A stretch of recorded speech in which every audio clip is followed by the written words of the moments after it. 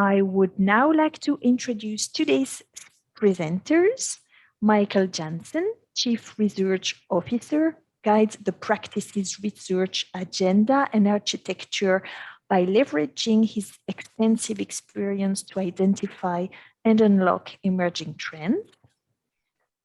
Abhishek Singh, Vice President, co-leads the IT Services Research Team and assists clients globally on topics related to digital and technology services.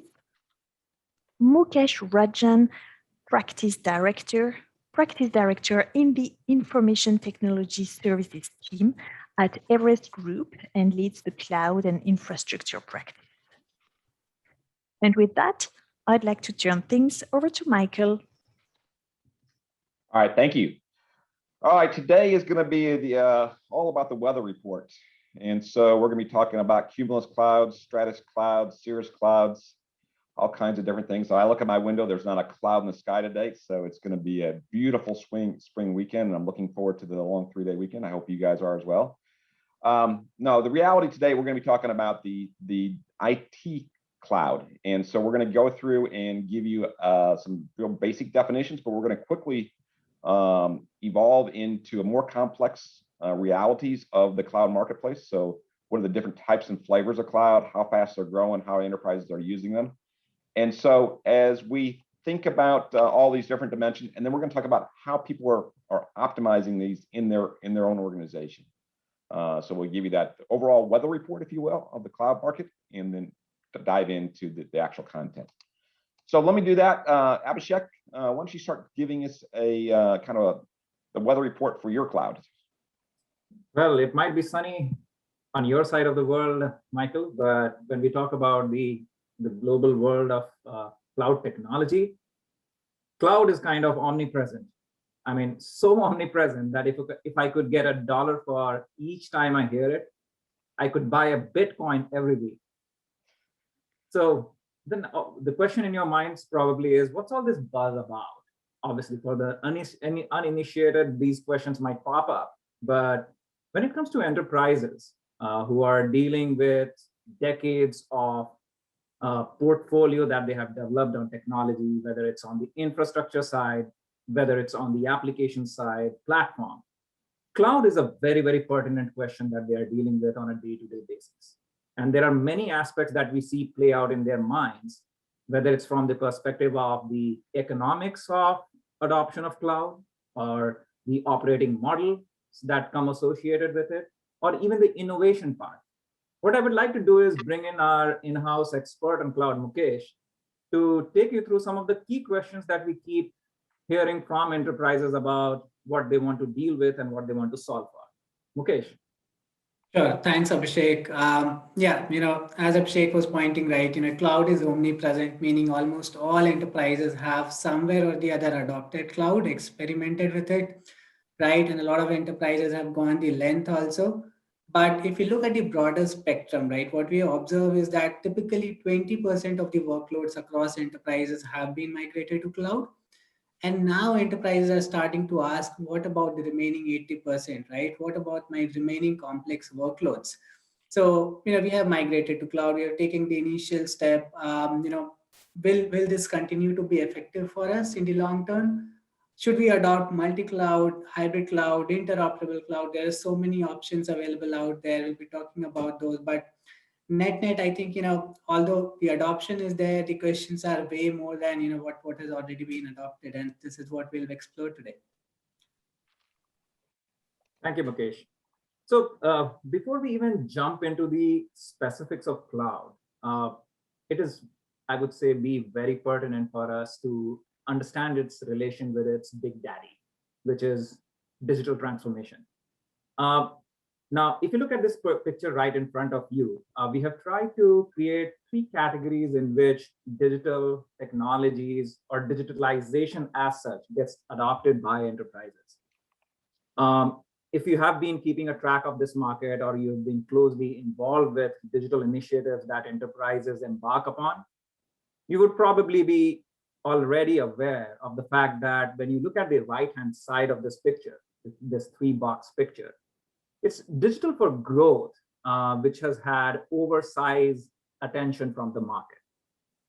What we have seen, however, in the last 6 or 7 years or so of tracking digital transformation initiatives, looking at how or what kind of outcomes enterprises have achieved out of it, we are seeing a clear distinction between what we like to call digital for growth and what we like to call digital plumbing.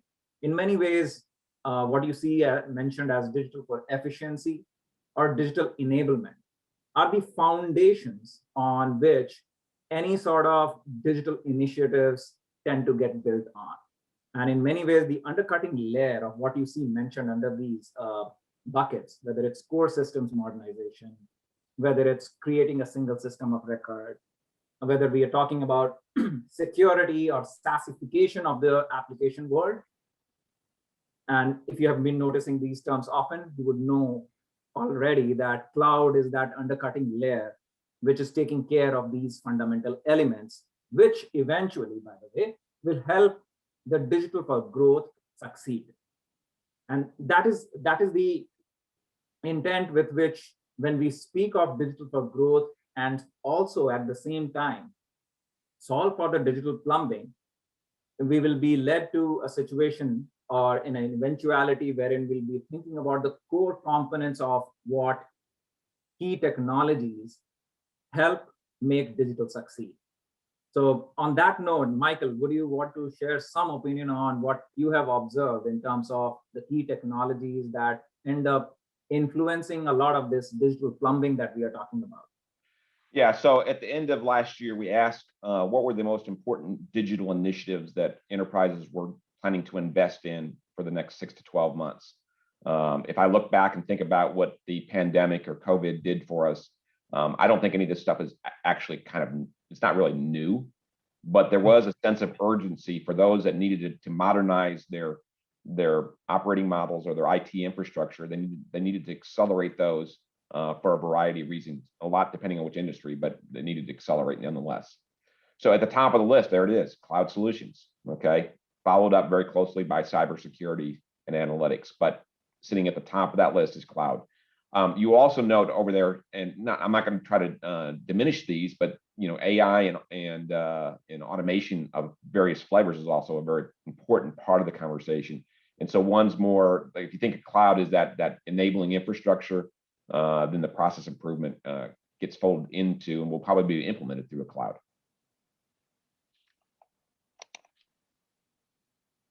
Thank you, Michael.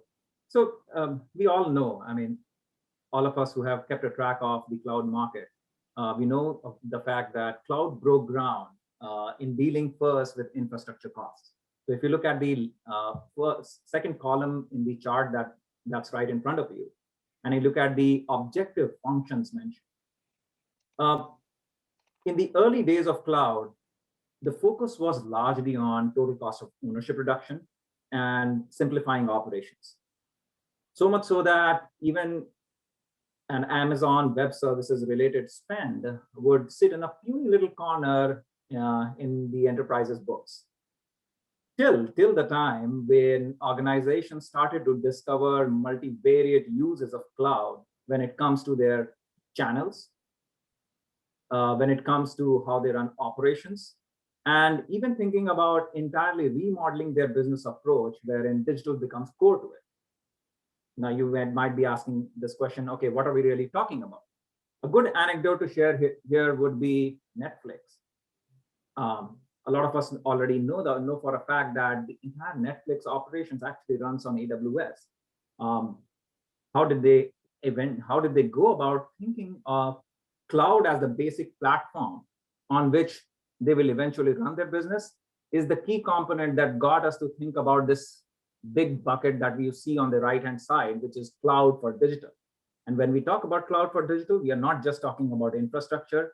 We are talking about, from an objective function perspective, things such as business or customer value. We are talking about time to market. We are talking about change that is taking place in a lot of industries, from brick and mortar models to entirely digital channels. And hence, what in our tracking of the market, in trying to understand what customer preferences are, we have seen that this cloud for digital has grown in prominence through the years since we started tracking this. And that is which has become the cusp on beyond which we have seen cloud now become what I started off talking about, omnipresent. All right, so let's get some input from you. As a member of the audience, we'd love to hear what you are thinking about in terms of your cloud spend change in 2021. So we got a variety of options there, from increasing to versus decreasing. And if you could click one of the buttons there, we'll see, get an input. Well, I can tell you right now, almost this thing's heavily lopsided here, Mukesh. As you can see the answers there, you're going to see that no question, people are going to do more. So we'll leave it open for another 3 seconds. 3, 2, 1. Yeah, so overwhelming, not only do they put it at the top of their intent to do more poll, but they're actually going to put their money behind it. So any surprises there, Mukesh? You see those answers? Nope, not really. I think, this is what we have been also hearing around the air, and it's good to put a quantitative number to this.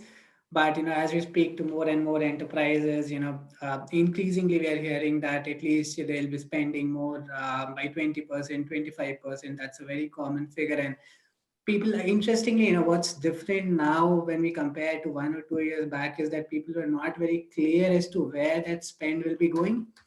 Given the maturity that enterprises have undergone in terms of cloud adoption, now they know where that spend will be going, and therefore, this percentage is much more clearer, and it's lopsided, as you said, right? So it's very clear that the results are very clear, right? Yeah, and I think you take this in the context of the overall IT spend being relatively flat, at least at the end of last year, was the intent for 2021 budgets were relatively flat.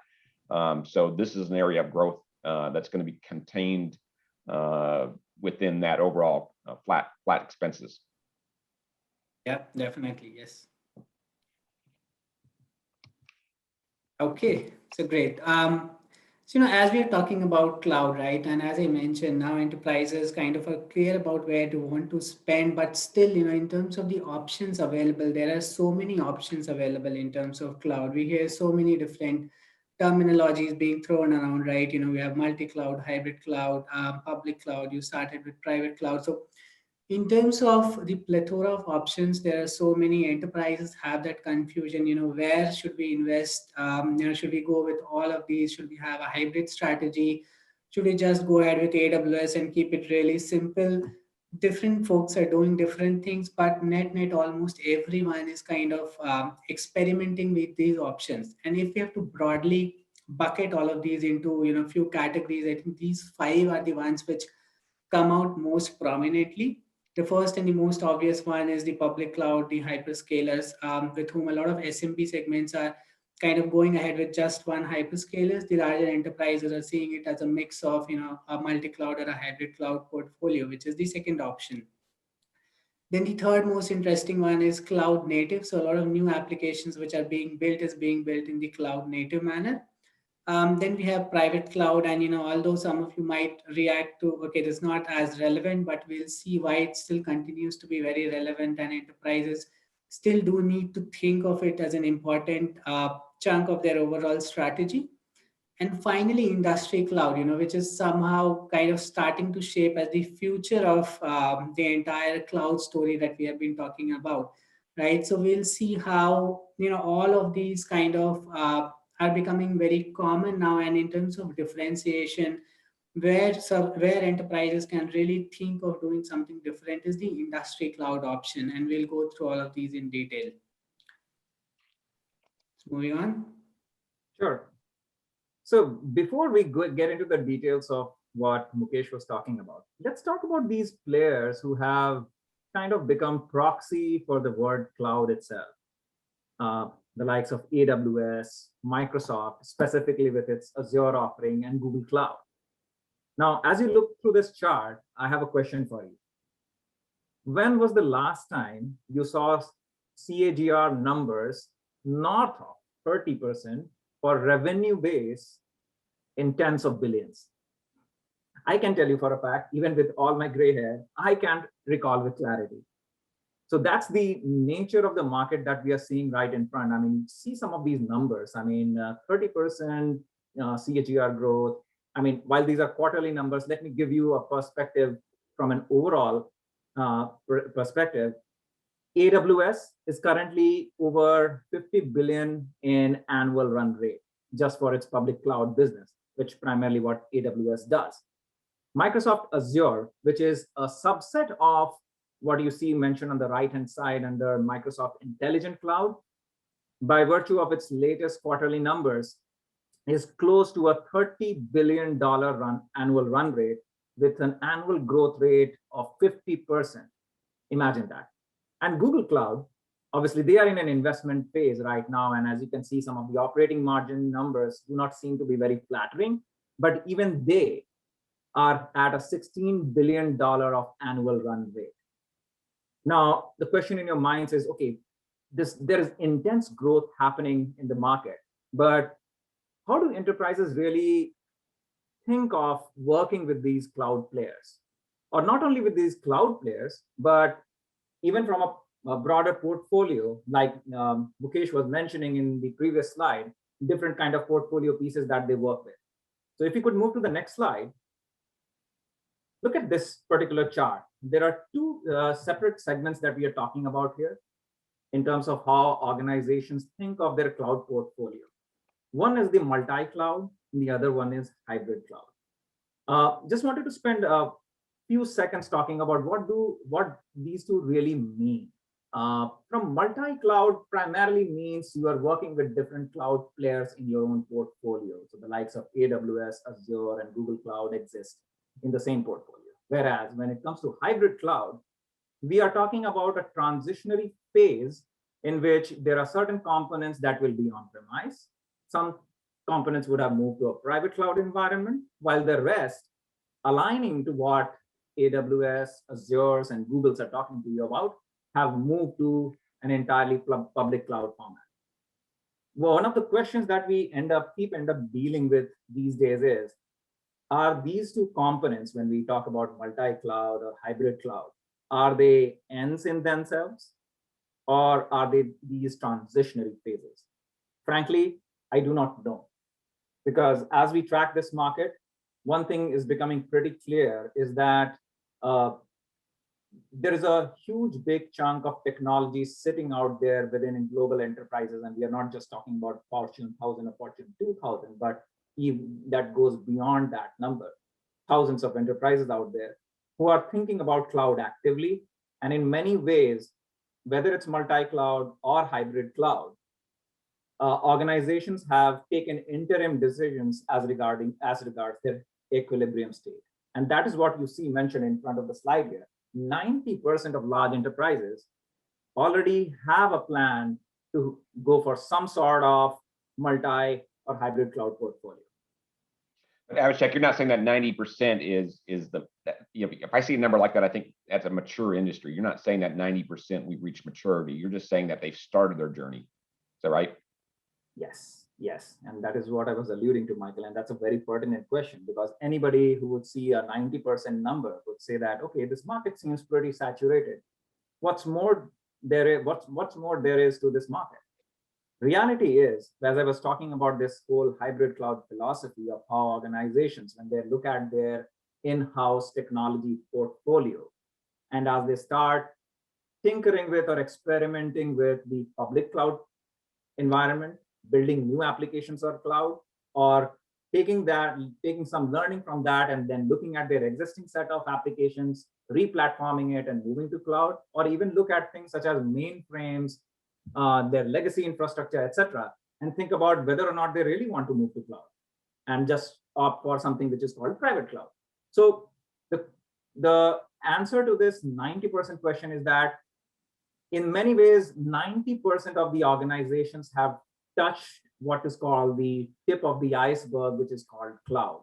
Eventually, we believe there is a lot more to the organization's portfolio that will get further kind of moved, sliced away towards an environment which can truly be called cloud. So there is definitely huge potential out there. And we have some slides and numbers that talk about the fact of how huge that potential of movement to cloud is. Yep. Okay, great. So, kind of moving to the next bucket, right? Of the five we talked about earlier of the cloud native. So you talked about public cloud and multi-hybrid cloud, right? Now, that is one segment where enterprises are actually moving their existing workloads to cloud to optimize it, right? Making it efficient in terms of cloud for efficiency, and also ensuring that it works in a most optimal manner so that they can move towards a cloud for digital environment. Right now, when we talk about new applications being built in an enterprise, right? So more often than not, what we are observing is that they're being built in a cloud native fashion wherever possible. So if I think about workloads like mainframes, they are kind of becoming non-existent in terms of new adoptions. Obviously, it's there in a lot of enterprises, but all of the new and applications being built are being done in a cloud native fashion. And these numbers kind of substantiate the boom that this market is witnessing, right? So if you just see over the last 3 years, the growth in terms of standalone cloud native initiatives within enterprises, it's more than 100%, which is phenomenal, right? And even if you think about the standalone cloud native initiative per enterprise, right? So it's not that a lot of enterprises are just doing POC and therefore the number is increasing. Even within an enterprise, the maturity is increasing, and therefore you see that the number of initiatives per enterprise kind of almost doubling in about 3 years. And it's mentioned in some very small legends. What is interesting to observe is that the cloud native adoption is again happening on the lines of what we talked about, efficiency and digital. So cloud native adoption is also happening for differentiation and for optimization, right? And this is very peculiar for different industries. So just taking one example and not going through the entire detailed slide, if you look at BFSI, which is kind of a mature enterprise in terms of overall cloud native adoption, we see that they are leveraging cloud native for both optimization and differentiation, right? While something like a retail, so retail, you see that they are leveraging it more for differentiation, while if you talk about someone like an energy and utilities, which is not as technology savvy or in terms of overall digital adoption lacks a bit, their cloud native adoption is being used for optimization only. Next slide. And when we talk about cloud native, right, the two most common technologies being talked about are those of containers and serverless. Now, within containers and serverless, we see that container adoption is much higher. So, more than somewhere 70% of enterprises have actually gone ahead and adopted containers in production, not just POC, right? And in terms of serverless, it's about 30%. And there are very clear benefits which are being seen, which enterprises are reporting, right? So more than 50% of the enterprises kind of reported that there is improved scalability and shorter deployment time of applications, which is one of the key requirements of this digital age, right? And the next two main advantages being reported are those of improved availability and cloud portability of application, which kind of again ties back to the entire discussion about interoperability, multi-cloud, hybrid cloud, right? So cloud portability becomes an essential component or an enabler of that, and containers and serverless both are actually enabling that. Yeah. Moving on. Okay, and so there's a lot of interest on serverless, right? So as I said, so serverless adoption is much lower than containers, and enterprises come back to us and ask, so where can we actually adopt serverless? So as of now, what we are observing is there are specific characteristics of the workload, right? For example, the workload is highly dynamic, sporadic, stateless, and ephemeral. So there's no need to store some of the data, right? And some of the key use cases which are being used are short-lived applications, right? So you need to just make an API call to certain applications. So that can be done using serverless, and you don't need to have the entire infrastructure for that particular use case. To do a lot of storage of some of these entire processes, There is where serverless is kind of picking up a lot of traction. Moving on. Sure. So let me pick that thread up from what Mukesh was talking about. Mukesh was talking about the concepts or the key building blocks of how organizations think of cloud. So whether it's serverless, whether it's containerization. If you see what is mentioned here on this chart, whether you end up opting for the private cloud model or you end up opting for public cloud model, both these concepts will apply, the concept that Mukesh was mentioning. Now, the question is, in your minds probably is, as we look at these two tenets, whether it's the private cloud model or the public cloud model, where do we see the industry shifting towards? Is there a preferred option that organizations have as they think about their own cloud journey? Or have they made up their mind that one is better than the other? The answer, like in most evolving scenarios, is somewhere in between. If you look at this distinction between private cloud services and public cloud services markets, obviously it's pretty much clear that driven by the aggression, the innovation that is being brought in by the public cloud players, the players like AWS, Microsoft Azure, and Google, public cloud is clearly the fastest growing segment overall. However, there is a slight nuance that we are witnessing when it comes to the private cloud services. And as you can see, some of the CAGR or EBITDA numbers that come out from the services that we get delivered in these areas, private cloud services definitely has a long shelf life. And the question in your mind probably is, okay, Abhishek, why are organizations still thinking about a private cloud model when clearly the most innovative of the two, so-called innovative of the two, is public cloud?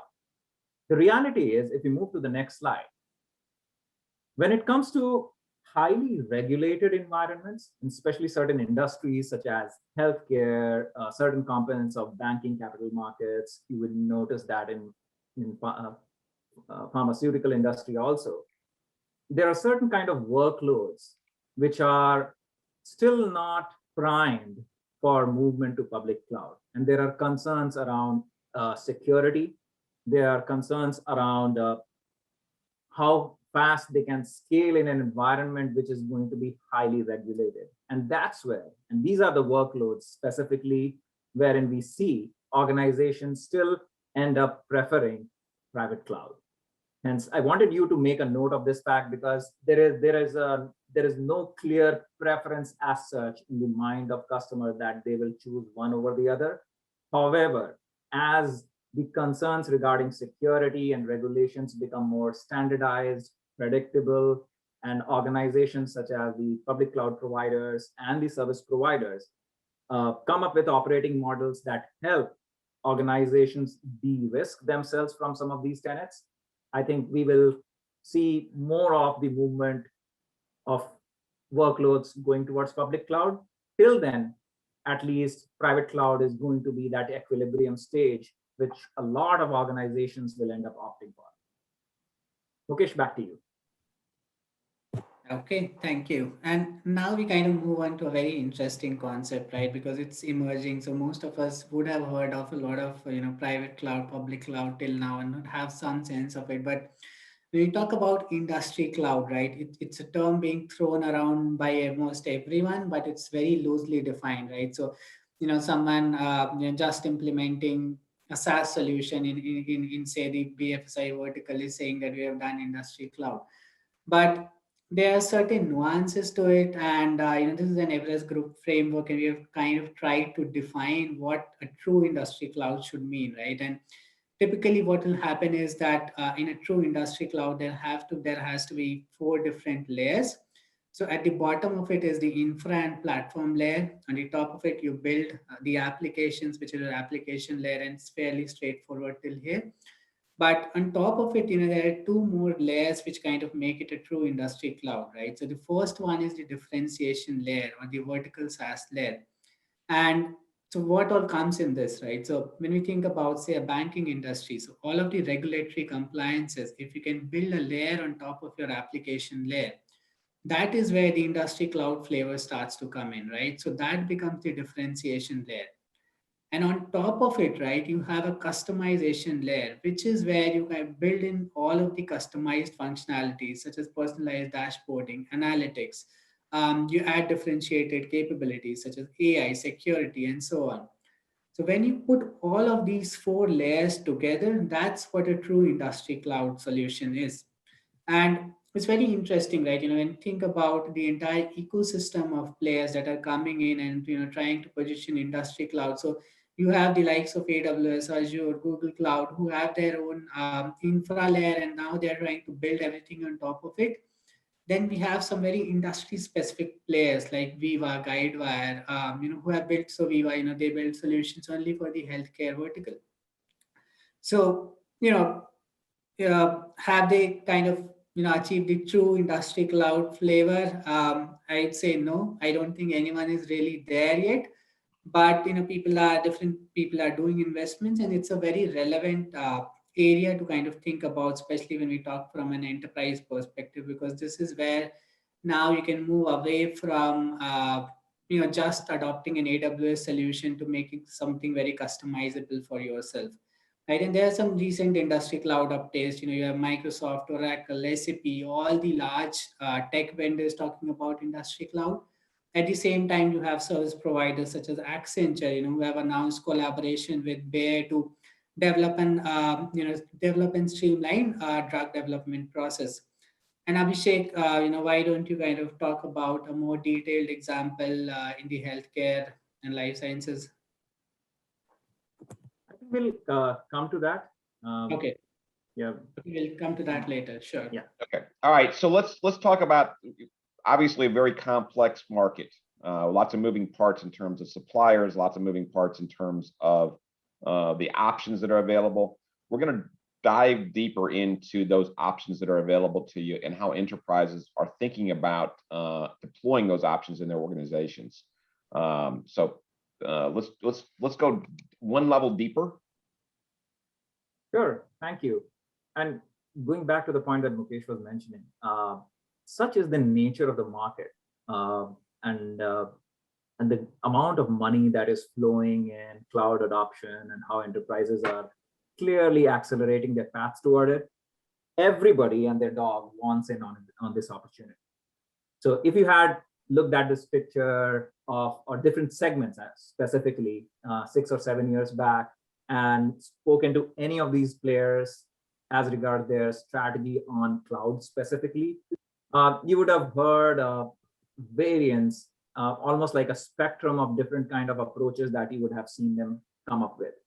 Right now, we are seeing all of these different segments, whether these are hyperscalers, who are the true brand, so to speak, of cloud, or SIs, telcos, tech vendors, independent software vendors.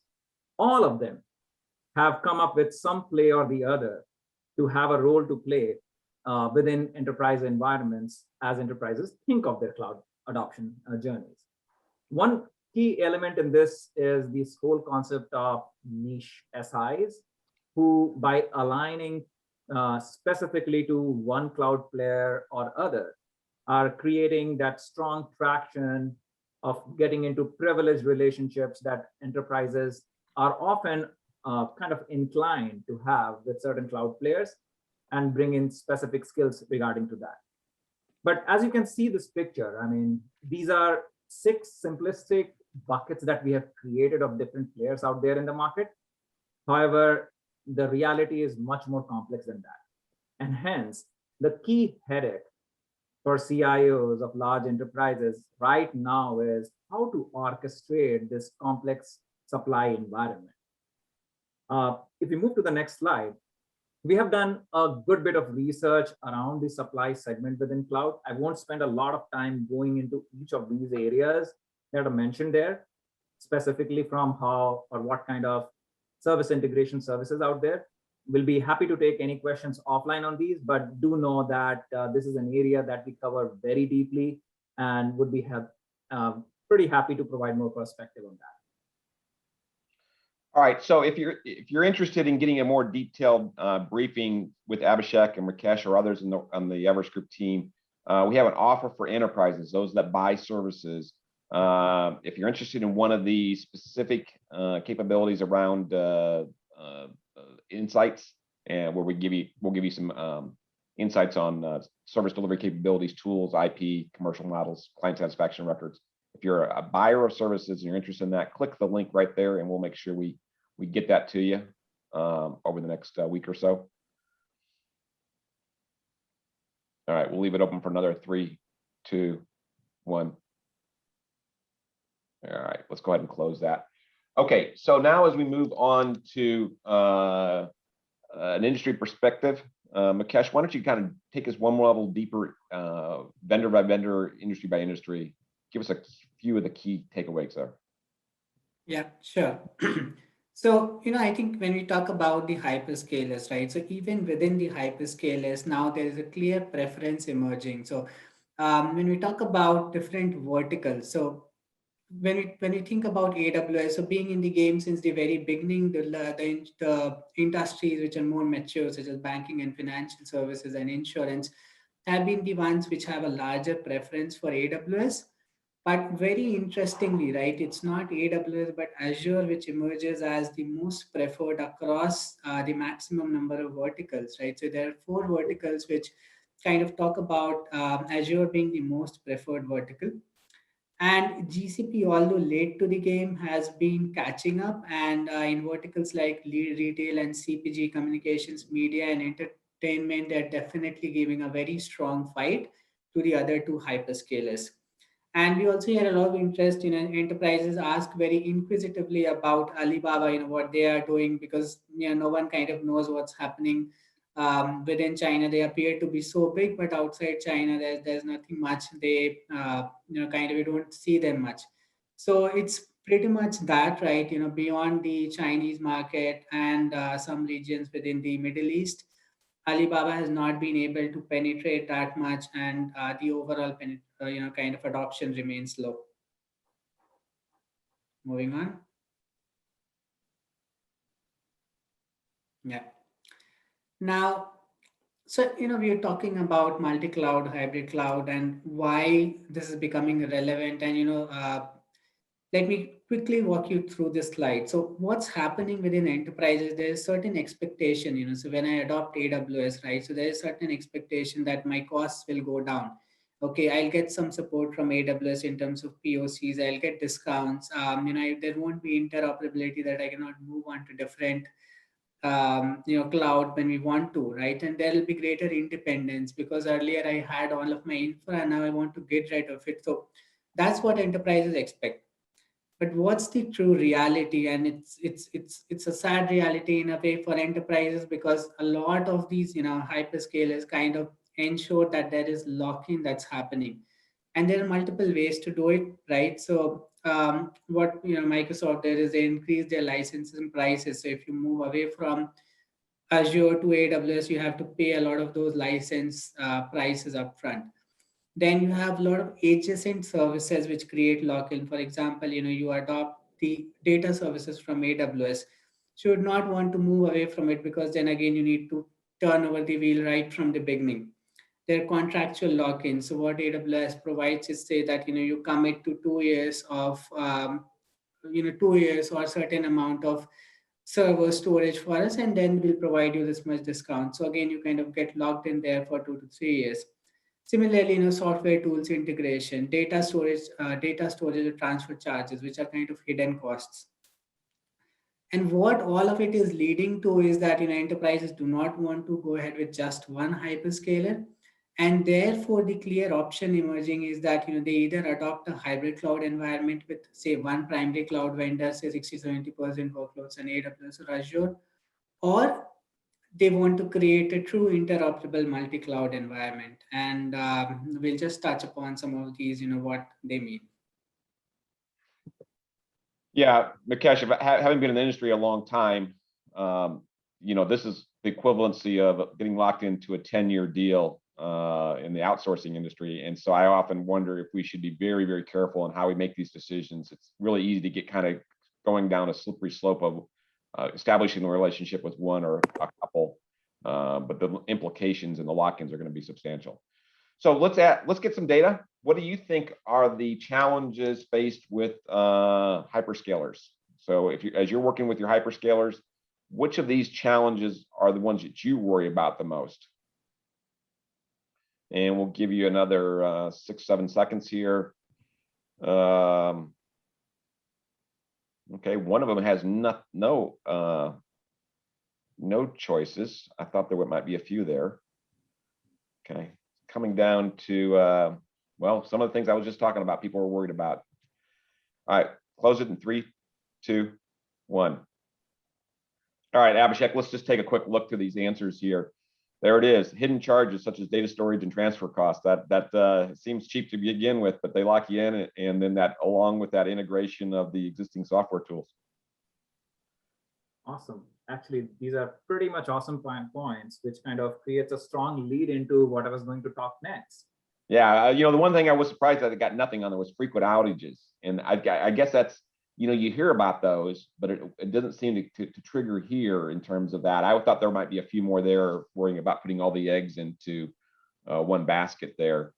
That might cause a potential challenge for people, but it doesn't seem to be a worry there. So, yep.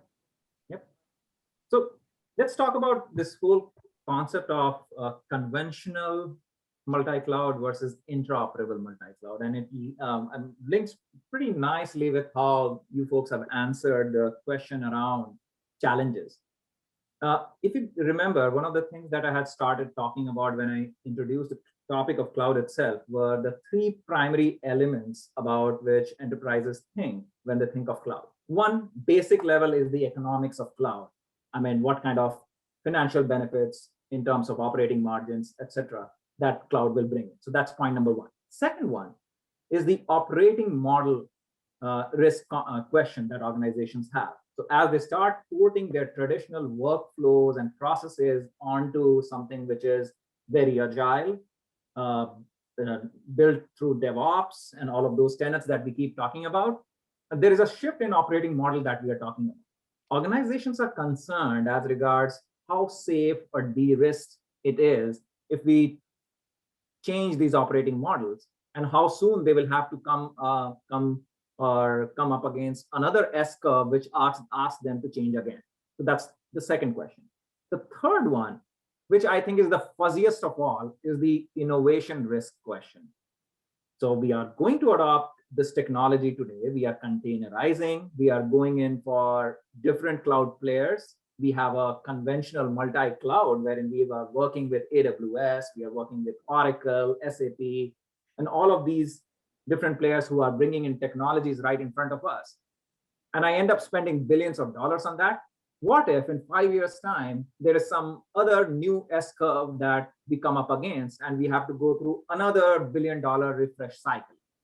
And these are the 3 components: the economics, the operating model, and third, the innovation risk question is what organizations want to deal with and be prepared for as they start their cloud journeys. And that is why the shift from conventional multi-cloud to something which is interoperable, which takes care of innovation risk, which takes care of lock-in with vendors, and ensures that any sort of investments that clients are making by way of achieving business outcomes, workload performance, investments in talent, or even in security, stays true for a sufficiently long period of time.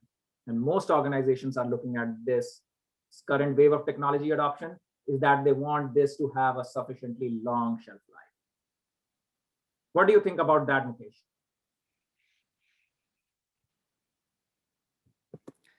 Yeah, sorry, I was on mute. Yeah, definitely, I think makes perfect sense. So the only caveat here is that, while this interoperable multi-cloud kind of does look very attractive, the implementation in an organization must commit to interoperable multi-cloud, because you need to make, because there will be some upfront investments to do this. It'll be something you'll be doing very different from other enterprises, but the benefits are also immense. Okay, so just keeping in mind the time we have left, I'll just quickly walk you through this again. So the framework around industry cloud, right? So from an enterprise standpoint, do you blindly go and adopt industry cloud? So I was talking about why it's becoming very relevant. It's a point of differentiation, but it's not really necessary that it's relevant for you also.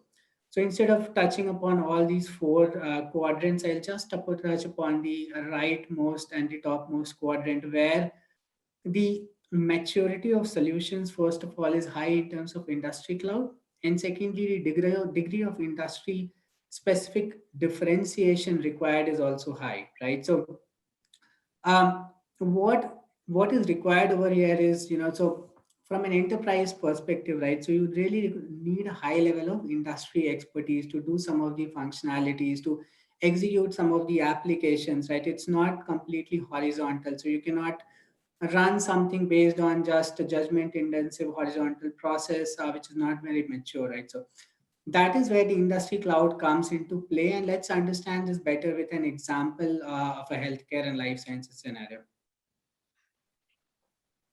Thank you, Mukesh. So exactly the point. I mean, Mukesh, you made a very pertinent point here. There are two aspects basically playing out here. If I'm an enterprise and I'm looking at my entire value chain of different processes that I need to take care of, the key question in my mind is, okay, different solutions are being thrown at me. These are very well financially leveraged organizations who have done great bit of innovation are saying that the concept of cloud is relevant all across my portfolio. And these portfolio and these solutions are fairly mature. But if I look at my entire portfolio, and if I'm a life sciences organization, I know for a fact that which are the workflows who are likely to benefit from the agility and faster time to market that cloud brings to bear.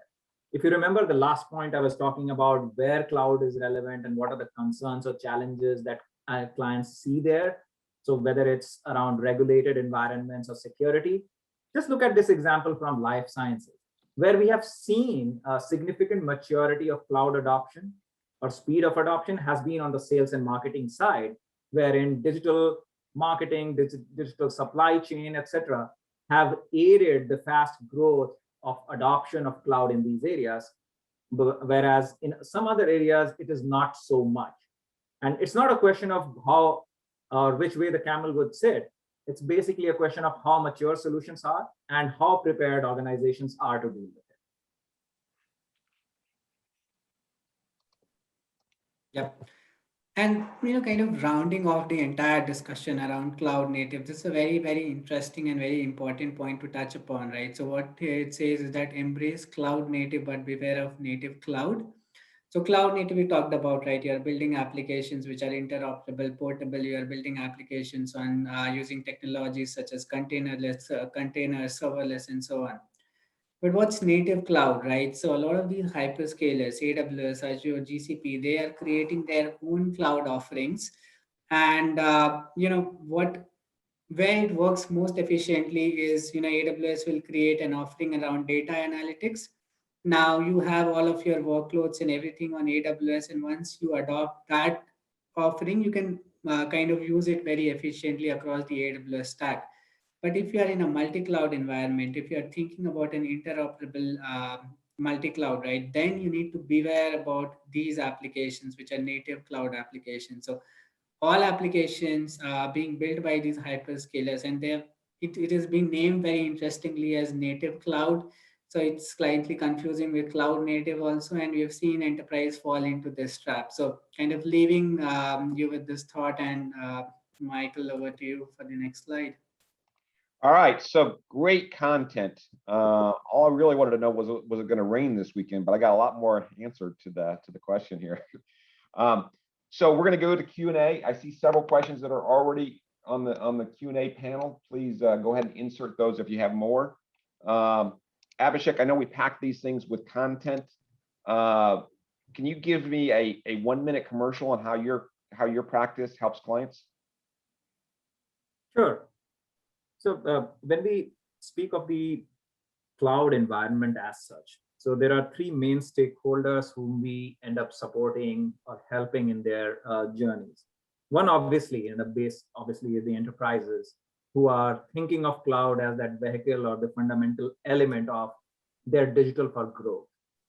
So how to go about adopting it, which are the right set of players who would work within your environment, and what kind of a vision. I mean, should this be a 2-year vision, 4-year vision, or a 6-year vision? We can help organizations decide on that. So that's one. The second bucket is the service providers or the vendors themselves. We work with the likes of all the players who you saw mentioned as part of the supply landscape.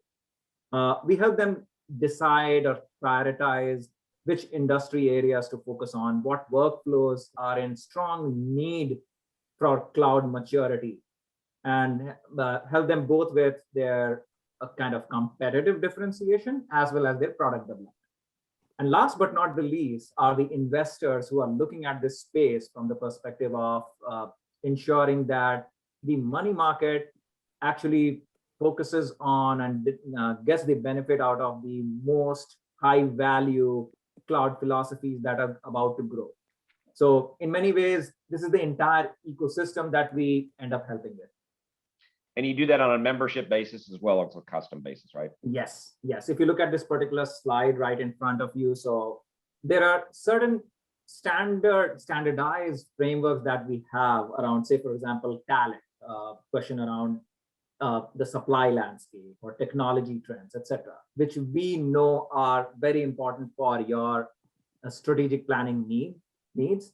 And hence, we are able to serve those by way of a membership through which you get analyst time access, reports, data points, and facts. However, if you have specific questions or problems that you're trying to deal with, what we also end up doing is working with you on a lot of custom research projects, which will help answer questions around sourcing strategy, location strategy, talent, peer intelligence as such. Because as we were discussing, this is an evolving market. There are no cookie cutter answers to how you should be adopting cloud.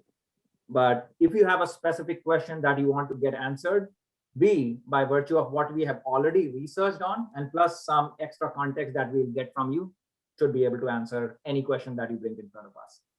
All right, so let me start asking questions of you right now. So these are freebie questions. Let me just see. I've got one here that says, you know, if I look at your data, it looks like everything is going to the cloud. Does that really mean everything going to the cloud, or is there certain things that are no-go areas? That's a very, very good question. And I think one of the most intelligent questions that you could ask about the cloud environment.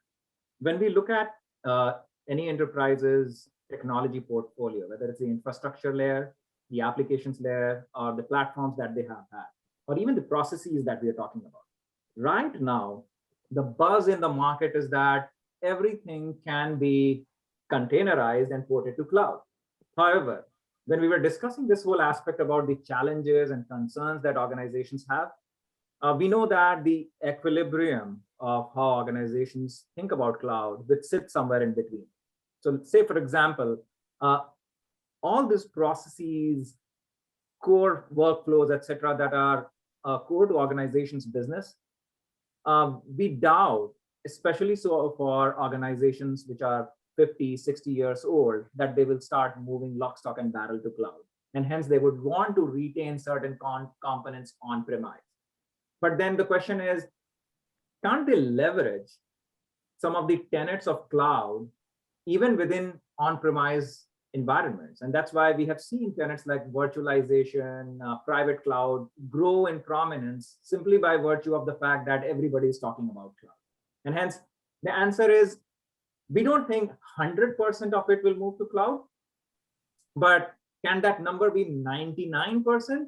I think a lot of people would put a wager on that. All right, so here's a related question. It says, my clients are extremely worried about cybersecurity with cloud. Seems like a heavy perceptional, but that's what I hear. To add, SolarWinds hack has made this threat very real. Any thoughts on how we can ease this concern? That's again a very pertinent question, because see, security is a vulnerability whether or not you are on cloud. Now the question is, in your environment as an enterprise, whether you are a government, public services organization, a private enterprise, what kind of risk you are able to own yourself, versus what kind of risk you are able to port on to an external vendor who is probably building best practices, innovating on it, and is also willing to own the financial risk, not on the innovation risk side of it. So in many ways, it's an opportunity cost calculation for most enterprises. The question of security is how fast can you keep track of the innovation taking place on the other side, wherein the hackers, the ransomware peddlers, etc., are coming up with new different ways of finding vulnerabilities in your system, and whether you as an organization or with one of your partners can deal with it. Now, as you look at your portfolio, there will be certain aspects of your portfolio wherein you will have an option of de-risking yourself less versus others. Those components you will be more amenable to movement to cloud. There will be certain areas that you would want to hold on premise. But then the security question has to come cut across. In my opinion, and I'm not doing this just to pander to the cloud players out there in the market, but I think there are significant dollars going into upgrading the security out there. And I think with the kind of investments happening there, for a mid-sized organization to be able to build the same level of security, I think that's a if kind of question for me. And hence, I would still believe that when we look at large enterprises, they would still want to take more ownership of the cybersecurity components because they have the right kind of dollars to invest in those technologies. Mid-sized organizations will probably end up relying a lot more on cloud players and the innovation that they're bringing in this space. Yeah, I mean, and I think the security issue also, I think there's going to certainly be a lot of investment by the player, the cloud players themselves, but the users have to take responsibility as well. So leaving passwords that say password 123, you're just inviting the inviting the mice to play, if you will. All right, one more question. Actually, we're out of time here. What we'll do on these questions here that we have that are still open-ended here is Abhishek and Mukesh will get back with you with a written response, and if they need to do a verbal follow-up, they will. But we appreciate your time today. If you're interested in some of our other perspectives, certainly look on our blogs. Lots of different perspectives there we have there that can entice additional conversations. And of course, our content is robust and covers a whole swath of different aspects of this conversation. So I want to thank you for your time, Abhishek, Mukesh, appreciate your insights, and great job, guys. And we'll talk to you soon. Thank you, bye.